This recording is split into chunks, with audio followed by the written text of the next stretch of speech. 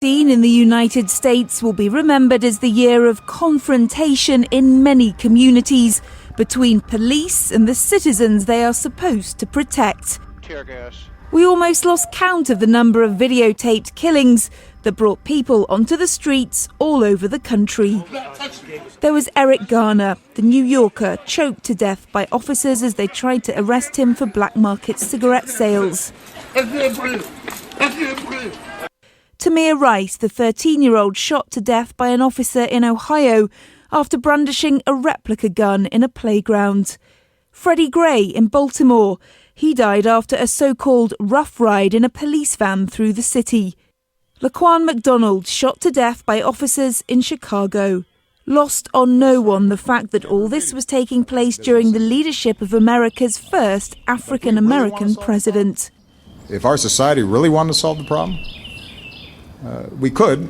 It's just it would require everybody saying this is important, this is significant. And that we don't just pay attention to these communities when a CVS burns.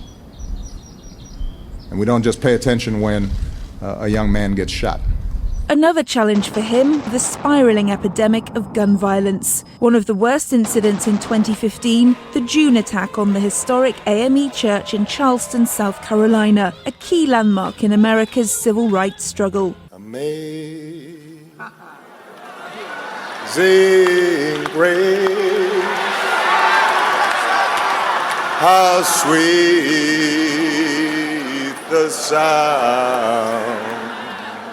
President Obama led the nation in mourning, a role he took on time and again after mass shootings all over the country, but not the legislative action he demanded to bring about meaningful gun control.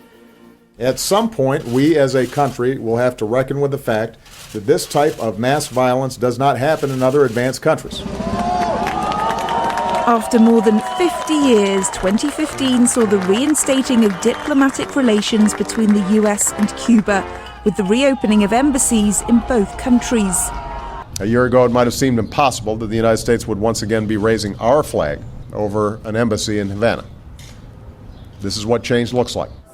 Change in 2015 also looked like this. Celebrations on the steps of the Supreme Court after its justices backed marriage equality for all couples, regardless of their sexual orientation. And in 2016, change will come in the form of a new president. The Republican field remains crowded, but a surprise frontrunner's emerged, billionaire Donald Trump, who's courted controversy from the start. When Mexico sends its people, they're not sending their best. They're bringing drugs, they're bringing crime, they're rapists. On the Democratic side, the frontrunner is former Secretary of State and First Lady Hillary Clinton. I'm running for president. Well, I may not be the youngest candidate in this race, but I will be the youngest woman president in the history of the United States. Whoever wins in 2016, they're likely to be facing the same foreign policy challenges as the current president. Among them, how best to defeat the extremists of Islamic State.